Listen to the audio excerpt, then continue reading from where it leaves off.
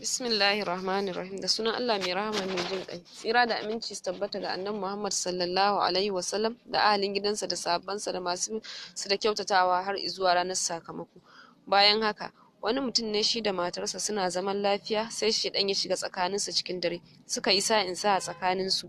Da gari ya waye a wajen karin kumallo, matar ta kawo kayan kari ta ajiye ta tafi ta bar su a wajen. Sai mijin ya zo ya zauna ya dauke da faffan kwai ya fara barewa yana jiran matar ta zo su karya tare, amma bata zo ba. Sai ya dauki kofin shayi sai ya ji shi sanyi karara. Yayi kokarin kai shi bakinsa don ya sha, sai ya ji ya fita daga ransa. Bai iya sha ba, musamman da ya ji yayi sanyi, wanda hakan ne ya hana shi sha. Sai ya kai hannunsa kan wannan kwai da ya bare don ya ci, sai ya kasa. Sai ya waiwaya wajen kicin yana jiran fitowar matarsa domin su karya tare kamar yadda suka saba. Sai ga matar ta fito daga kicin hannunta dauke da wainar kwai, sai ta ajiye a gabansa. Sai ta yi kokarin zama don su karya kamar kullum, sai ta kasa zama saboda jiya da daddare ya wulakanta ta kuma bai yi mata uzuri ba. Shi kuma taurin kansa da girman kai ya hana shi neman uzuri a wajenta.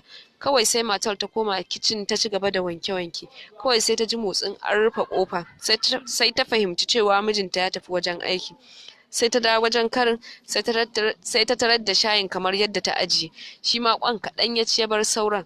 Sai a ranta ta ce, lallai so kake na zo na bare maka kwan kamar kullum bayan baka cancanci haka ba, saboda baka kyautata ma'amala gare ni, baka ganin abin da nake maka, kana tozarta ni kuma baka yi min hanzari. Sai ta tafi ɗaukar ƙyallen da yake kan teburin kari don ta wanke, cikin fushi da ɓacin rai. Sai ta ga wasu fulawoyi guda biyu, ta farko fara ɗayar kuma ja, an ɗora su akan wata takarda wadda mijin ya rubuta da sunan Allah mai rahama mai jin ƙai, zuwa ga fulawar da tafi kowace fulawa kyau a rayuwata, zuwa ga matata masoyiyata, zuwa ga rabin raina, masoyiyata har abada. Assalamu alaikum wa rahmatullahi wa barakatuh. Masoyiyata, yau na daɗe ina jiran ki zo mu karya tare, amma hakan bai samu ba, sai na ji ba zan iya cin komai ba idan ba kya nan. Kuma na yi burin ganin murmushinki wanda kika saba raka ni da shi kullum kafin na fita aiki.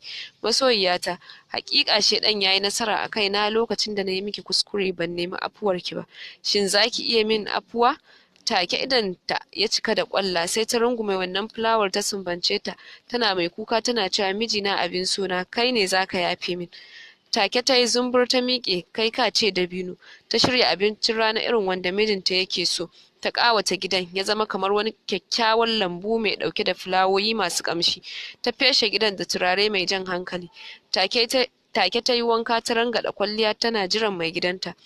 Mijin na shigowa sai suka kama murmushi, kowanne a cikinsu yana begen kowa a cikin ransa. Assalamu alaikum wa rahmatullahi.